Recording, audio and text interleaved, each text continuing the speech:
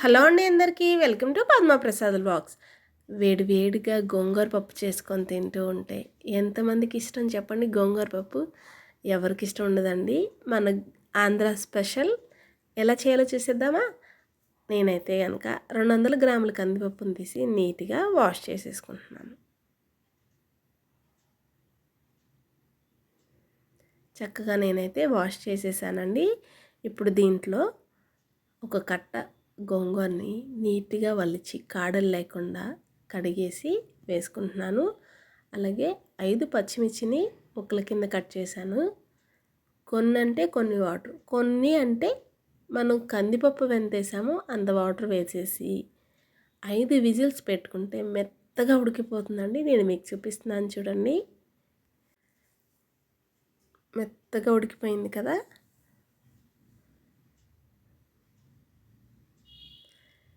Just మనం గరిటెతో ఇలా మెదుపుకుంటే సరిపోతుంది. పప్పు గుత్తుతో ఏం మెదపవసరం లేదండి, అంత బాగా ఉడికిపోయింది.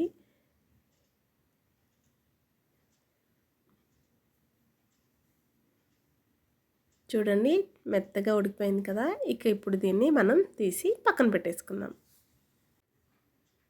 పెట్టేసుకున్నాం కదా. ఇప్పుడు కడాయి పెట్టుకొని నేనైతే కనుక నెయ్యి వేస్తున్నానండి.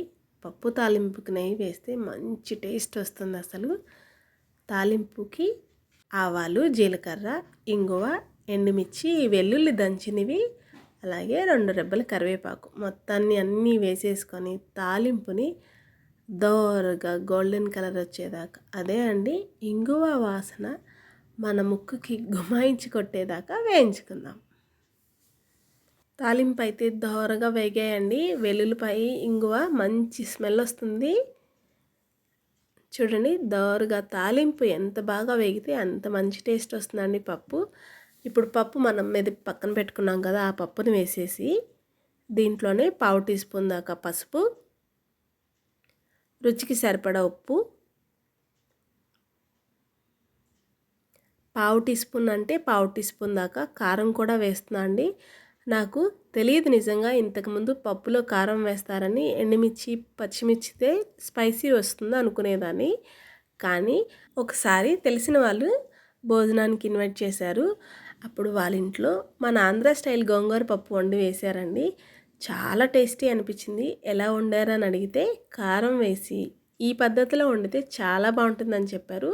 సో నేను కూడా ఒకసారి ట్రై చేసి నిజంగా చాలా బాగా వచ్చాకే నేను మీతో షేర్ చేసుకుంటున్నాను. ఆ విధంగా కారం వేస్తే బాగుంటుంది.